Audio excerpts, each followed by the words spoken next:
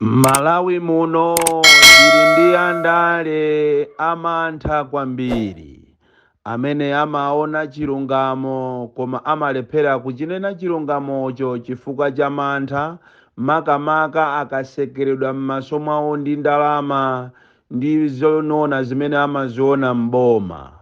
Muli anthu anzeru unfortunately mu government yathu makamaka boma lino la Malawi.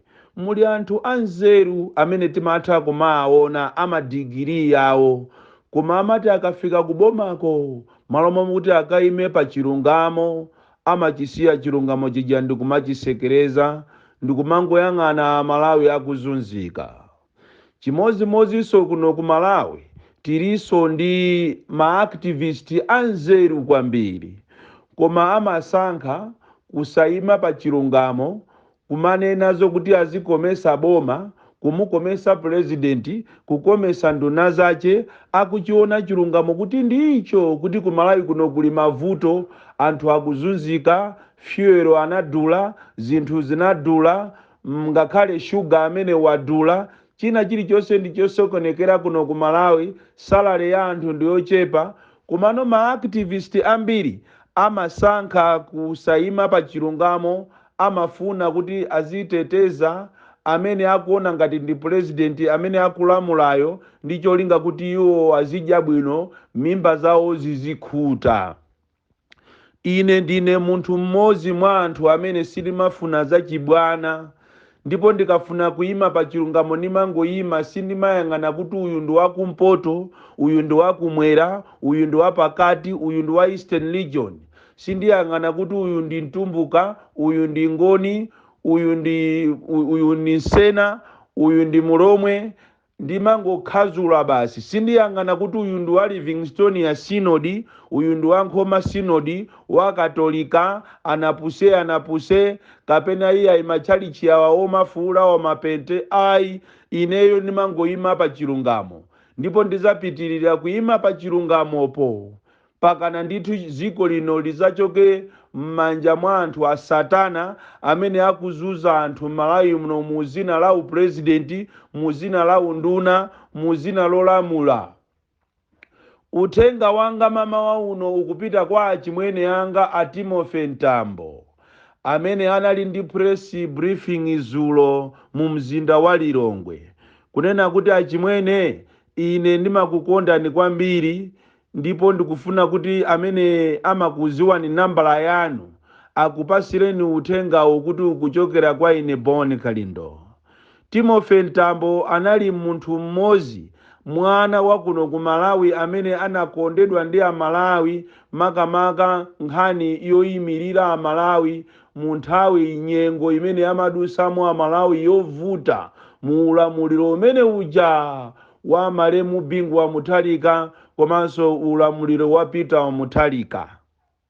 Inuyo a Timothy Ntambo munali munthu mmodzi amene amayimirira Amalawi mopanda kuyang'ana nkhope ndipo ujeni mutakhala kuti boma latengedwa inuyo mistake imene munapanga ndiyololera kuti mupusisidwe ndi andale ndikukatenga cabinet post.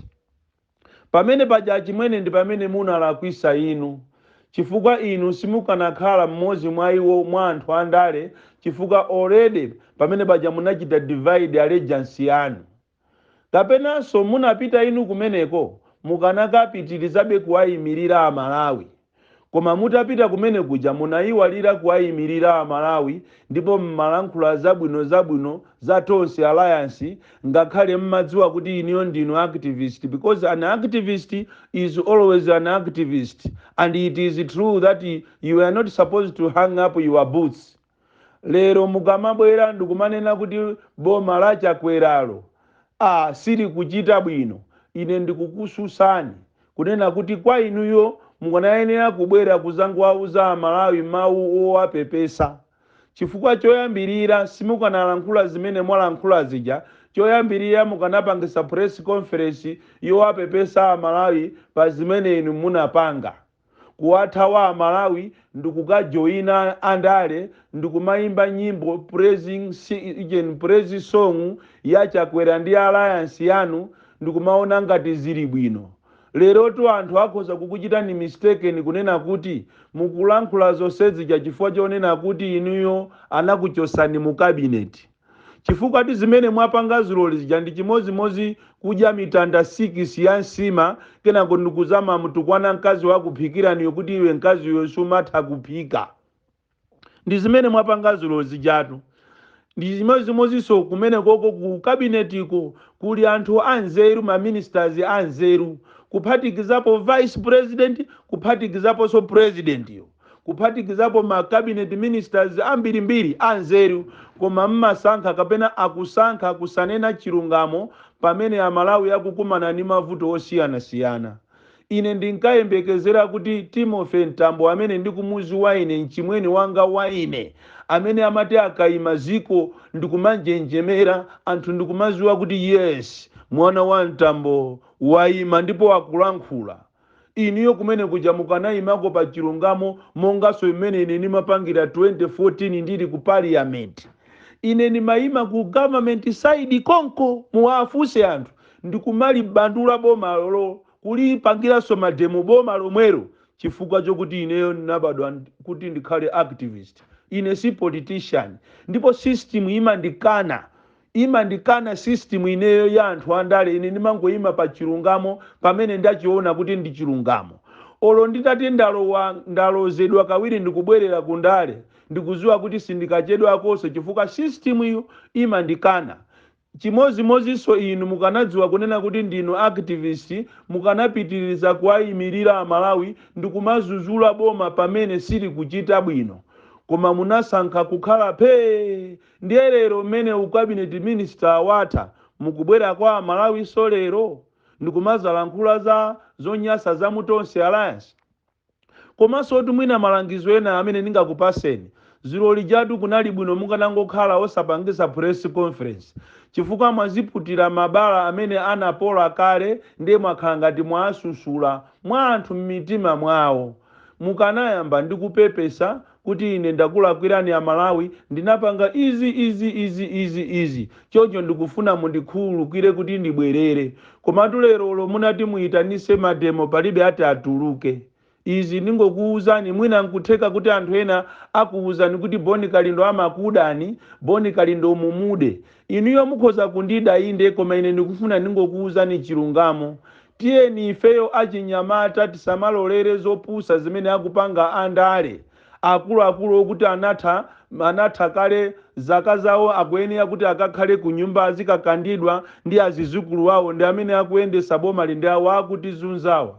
Ma likes of inuyo achina Ntambo ndi chimozimozi somene akupangira Chilima ujayo chifukwa Chilima so nayeso wafasa kwambiri munthu amene so amalawi anamukhulupira.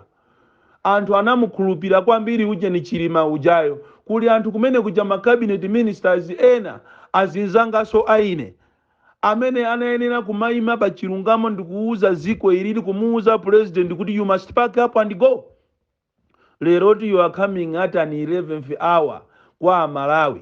So kairo mutatulusidwa mu cabinet mujamo mwatengaso nthawi yaitali mutangokhala kama phika chani kama makonza maprogramu okuti mutani. Inetu mmene munati inu pe nimaganiza kuti Antambo akufuna asegule mega farm azilima azipanga zawo kapena akufuna ayambise sukulu kapena akufuna ayambise church.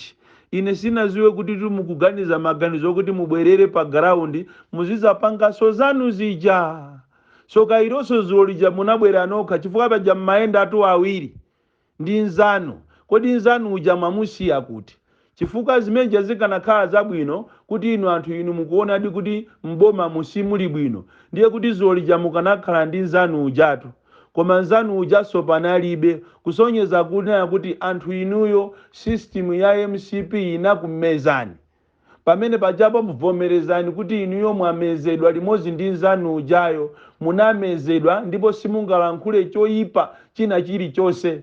Mwinaso nkutheka kuti azibale anu azikazi anu mwinaso nawonso akupanga ma business osiyana mbomamu nkutheka monga amene akupangira mwana wa president amene inonso pano lero wafika size yomakalipira ngakhale ma ministers kuwayimbira mafoni kuti ndi chifukwa chani munapita ku Israeli ndikukapanga mgwirizano onena kuti olembedwa ntchito ku Israeli azilembedwa ndi boma sopano kuchosa maejenti wonse. Ziwani kunena kuti m'Malawi muno zinthu zaphweka, ngakhale mwana wa president akulamula nawo zikoli. Ana ayitana tu maminista angapo akalipiridwa, ndipo kabineti imene ikubwera ambiri achosedwa kunena kuti bwanji mwakasintha mgwirizano. Chifukwa chani? Amene amalemba anthu ku Malawi kuno ngati agentiyo ndi brother in marriage yache, anakwatira pamozi ndi anampasa business ija mmeneso iyeyo akupangira mabusiness yache. Leroli mwana wa president akutha kumakalipira ma ministers. Kodi tu Malawi muno china chilichonse chavutatu. Ndikutha kuona kuti ngakhale kabineti reshuffle imene ikubwerayo atiswa ayichite control ni mwanayo mwinaso ndi amayi yache. Zinthu Malawi muno zasokonekera koopsa chimwene ya ntambo, ndipo iniyo munangoyenera kubwera flat out ndikuwapepesa Malawi kuti akulandireni tizigwirira ntchito limodzi. Ntchito iyi akula munda undu waukulu, koma ambiri ogwira ntchito ngati ma activist ndi ochepa. Inu mwazionera nokha mmene boma la Chakwera mmene likugulira ma activist, likugula ma activist ndipo inu umboni muli nawo, likugula andale ndipo inu umboni muli nawo. Ndipo pakali pano pa chisankho cha 2025 tikuyenera kuti tivale zilimbe, chifukwa chimene chichikuchita kuonekera kuti sichizakhala cha free and fair. Kaye kulilongwe akuchita kulembesa ndi ana omwe azaka 8, ana azaka 10, ndipo ngati olembayo samulemba akupita ku Chipani ndikukamusumira, ndipo anyamata a Chipani akunyamuka ndikumakafuna kuti azikamenya anthu o ANRB. Zinthu sizili bwino m'Malawi muno. Tinayenera kuti tipangise press conference olo mademo onena kunena kuti tiuze electoral commission, tiuze boma mwinaso lingoyimisa zisankho, chifukwa zisankho tu za 2025 si zanutu. Iniyo mandate yanu ikutha mumeye mumu munayenera iniyo kuchoka, kuma munaba chaka chimozi kuti mukhalebe pampando. Lero mukukonza zipani zina za pansi, kukonza zipani chigawo chakumwera, chigawo chakumpoto ndi chigawo chaku Eastern Region, kukonzako magulu osiyana ndi cholinga kuti asokoneze UDF kumeneko, asokoneze DPP kumeneko, asokoneze Afodi kumpotoko. Zonsezo tikuziziwa. Ndiye ineyo ndikanakondwera kwambiri achimwene mukanapepesa mtundu wa Malawi, chifukwa Malawi amafuna munthu wa hambo.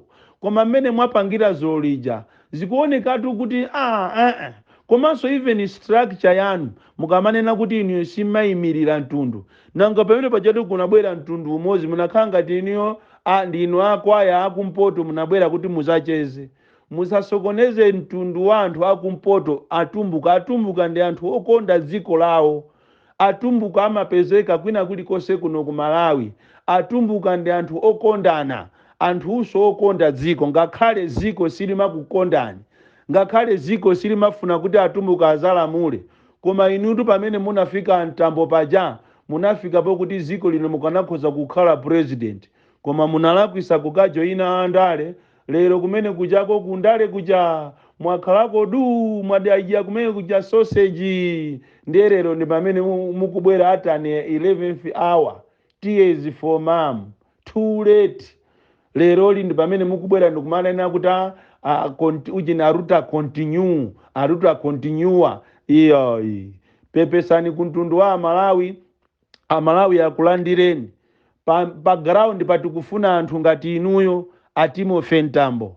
Tikufuna ngati iniyo muthandize kupulumutsa mtundu wa Malawi, koma musabwere mwachinyengo mokhala ngatiso pena mukuoneka ngati mukulankhula ma statement omukomesa Chakwerayo kuti ali bwino. We cannot judge this government now. Mandate yawo ili September 2025. It is not making sense kwa ineyo. So ndikungokuuzani muchilungamo zili ndi inuyo muchitenge chilungamocho olo musachitenge, koma ine ndimakukondani kwambiri nonse amene a gift trapezi ndimakonda inunso, ndimakukondani, ndimakonda anamiwa, ndimakonda achimwaza, ndimakonda antanyiwa, ndimakonda amasauko kumangochi, ndimakonda anthu amene ndimaona ine kuti awo akhoza kupulumutsa ziko. Koma inu antambo munalakwisa kwambiri kupita ndikukajoyinana ndi ng'ona. Lero ting'ona zakutafunani, miyondo yanu yonse yaduka, akuduladulani, aona kuti mulibe ntchito, anakukonzerani unduna wokuti sunachitikepo pa ziko lino lapasi, ndikukupasani kukunamizani. Imene ija inali welcome and dump, ndi akudampanitu. Izi zititengerepo phunziro maministers ena amene muli atonse alliance, muziwe kuti ameneyo ndi Chakwera ndi chipani chake cha MCP ni mamafiazi. Ena amene mukuyenera kuti musamale ndino a UTM, anthu anu ena akugudwa ali pa ndandanda wawa 1 billion ku Blantyre yako. Akulu a UTM ena ali pa ndandanda wokuti afuna agulidwe posachedwa pompano azichoka ndikumalandiridwa pa msonkhano, pamenezo inu bwana muzakhale pompo.